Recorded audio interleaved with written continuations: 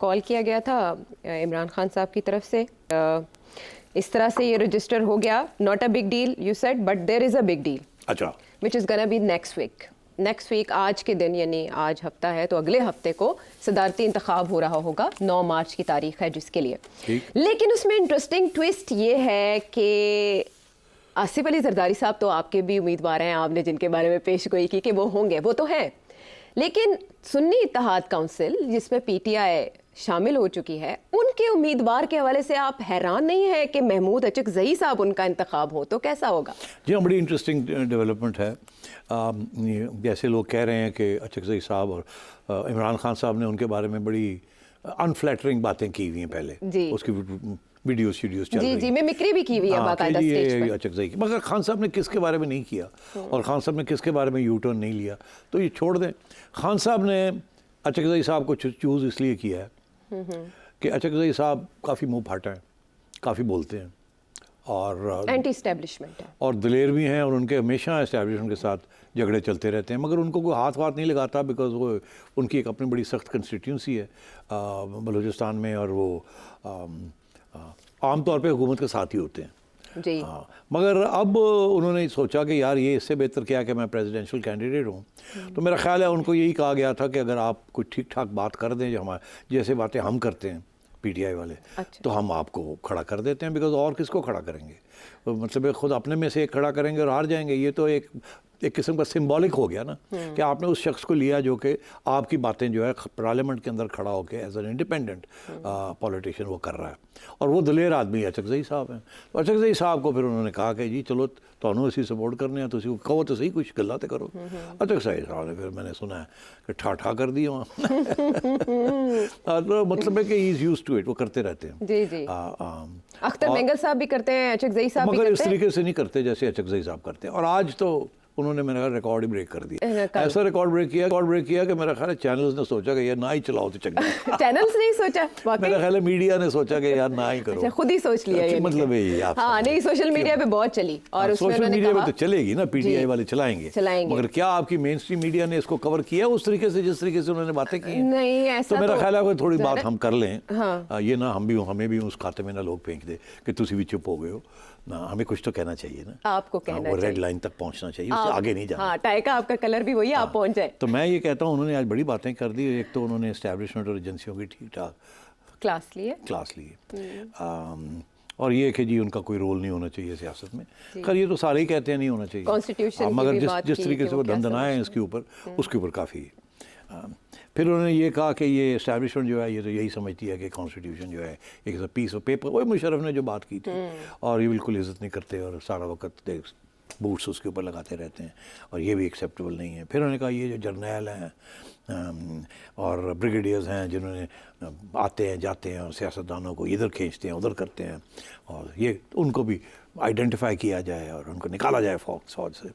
फिर उन्होंने कहा कि वो जजेस भी जो ऐसे हैं उनको भी आइडेंटिफाई किया जाए, और साथ ही ये भी कहा कि जो लोग खड़े रहें, जो जजेस खड़े रहें एस्टैब्लिशमेंट के ख़िलाफ़, तो उनको हीरोज़ के तौर पे एक्नॉलेज किया जाए। तो इस किस्म की बातें की उन्होंने। और सबसे इम्पॉर्टेंट बात ये कि इमरान खान जो है उसके साथ ज़्यादती हो रही है, वो अवाम का नुमाइंदा है, अवाम ने उसको वोट दिया है, उसकी हुकूमत होनी चाहिए, उसको प्रोसिक्यूट ऐसे नहीं करना चाहिए, और दिस इज़ ट्रीज़न, इसको ये गद्दारी है आप के इमरान खान के साथ जो हो रहा है, ये गद्दारी है। ये नहीं कि आइन के खिलाफ गद्दारी है, ये कि अवाम के खिलाफ गद्दारी है। आप अगर चेंज करते हैं उस वोट को जो इमरान खान को मिला, तो इस किस्म की बातें की है उन्होंने आज काफ़ी सख्त। अब उसके बाद ज़ाहिर है पीटीआई तो बड़ी खुश होगी कि लो जी, जो इमरान खान ने बात करनी थी वो तो नहीं कर सका, या हम तो थोड़े से स्केर्ड हैं, हम तो नहीं करना चाहते, किसी और से हमने करवा दी, और बस उन्होंने कर दी। तो अब वो अभी इसके रिवॉर्ड में उन्होंने कहा कि जी आपको हम प्रेसिडेंशियल कैंडिडेट बनाएंगे, तब he is going to be the presidential candidate oppose to Asif Zardari. But Asif Ali Zardari साहब के लिए ये केक वॉक नहीं है इलेक्शन? देखिए ये सिंपल सी बात है कि इसके नंबर्स गेम है ये। अच्छा। तो नंबर्स गेम में आप गिन लें, मोटी बात मैं करता हूँ कि क्या होगा। थोड़ी सी मैंने कैलकुलेशंस की हुई हैं, और मेरे हिसाब से अगर पीपल्स पार्टी और नून लीग सिर्फ इनका वोट पड़े, पूरे का पूरा जितना इनका वोट बनता है, अच्छा, कोई इधर उधर ना कोई हो जाए, तो कोई 323-320 से ज़्यादा वोट पड़ जाएंगे आउट ऑफ 700। अच्छा। और ये एक वोट कैसे कैलकुलेट किए जाते हैं, वो कोई फार्मूले हैं कि जी तो वो फार्मूले बलूचिस्तान असेंबली पे तीनों असेंबलीज को डिवाइड किया जाता है, मतलब छोड़े इस बात हाँ, वेरी टेक्निकल। मगर ये 700 के करीब वोट बनते हैं जी। और वो 700 वोटों में से भी पीपल्स पार्टी और नून लीग जो है वो 320 वोट इनके बन जाते हैं, मगर फिर पीछे रह जाते हैं ना, 380 वोट तो पीछे रह जाते हैं, वो फिर किसको मिलेंगे? ठीक। हाँ। अच्छा, अब उसमें आ जाती हैं छोटी सी ऐसी जमातें, उसमें एमक्यूएम आ जाती है, मौलाना फजल आ जाता है, बाप आ जाती है, इंडिपेंडेंट्स आ जाते हैं, आईपी आ जाती है। हाँ, लेकिन बाप तो इत्तेहाद के साथ जाएगी। मैं गिन रहा ना, मैं भी सिर्फ ये कह रहा हूँ कि नून लीग और पीपल्स पार्टी को एक्सक्लूड करें और ये तो फिर ये लोग रह जाते हैं, ठीक है, और पीटीआई रह जाती है। ठीक है। अब इनमें से कौन पीटीआई के साथ जाएगा और कौन नहीं जाएगा? अब मौलाना आपको पता ही नाराज बैठे हैं, एमक्यूएम भी नाराज है पीपल्स पार्टी से, आपने वो देख ली जो वीडियोस लीक हुई हैं और जिसमें वो कहा जा रहा है वो तो कह देना तुम जितने ही कोई नहीं और आपको तो हमने देना ही कुछ नहीं। हाँ। वो तो बड़े परेशान थे। तो अब वो एमक्यूएम क्या करेगी? अब बड़ी अच्छी बात होगी ना, नून लीग ने मेरा ख्याल है पीपल्स पार्टी को कह रहा है भाजी साढ़े वोट तो तोड़े, बाकी कट लो जो कटने ने कट लो। अच्छा। अब जरदारी साहब जो एमक्यूएम के पास भी जाएंगे, मौलाना के पास भी जाएंगे, नून लीग आराम से बैठी हुई है। हाँ, ये आप अपने वोट पूरे करें, हम तो दे रहे हैं आपको। हाँ। आप पूरे करें। उनका मामला तो तय हो गया ना, शहबाज शरीफ साहब बन गए, अब तो इनकी सरदर्द है। उनका तो इशू नहीं है ना। हाँ। उन्होंने अपना पूरा कर लिया खाता। अब इनका खाता पूरा नहीं हो रहा, ये पूरा होगा अगर एमक्यूएम साथ आएगी, अगर मौलाना फजल साथ आएंगे और बाकी लोग जो बाहर बैठे हैं उनमें से जितने आ सकते हैं आ जाएं। और तो वो कैसे आएंगे? तो नून लीग कहती है कि जी आप बात कर लें। अब बात क्या करनी है? मौलाना कहता है मैंने नेशनल असेंबली में भी कम से कम एक मिनिस्ट्री चाहिए। अच्छा। और मुझे बलूचिस्तान में भी मुझे शेयरिंग चाहिए पावर की, प्रोविंशियल असेंबली में। ठीक। उधर एमक्यूएम कहती है हमें गवर्नर चाहिए अब, क्योंकि उन्होंने कहा था ना कि तो साहब नहीं बनेंगे, हम अपना गवर्नर लगाएंगे। अब एमक्यूएम कहेगी गवर्नर दो ना, सीटा दो ना नेशनल असेंबली, क्योंकि नून लीग ने इन सबको कह दिया उनको जाके मांगो। हाँ। उनसे मांगे ना, आपको उनको आपकी जरूरत है, उनसे मांगे। हाँ, बिल्कुल शर्त रखें। नून लीग ने पीपल्स पार्टी को कह दिया कि जी 30 सीटें होंगी, 20 हमारी, 10 आपकी। अब आपने 10 कैसे बांटनी है इन लोगों के अंदर? आप बांट लें अपना खबर, हमने तो आपको दे दी, आपका जो हिस्सा बनता है। तो नून लीग ने चुप करके जैसे कहना गन्ने चुप कर बह गई आराम में।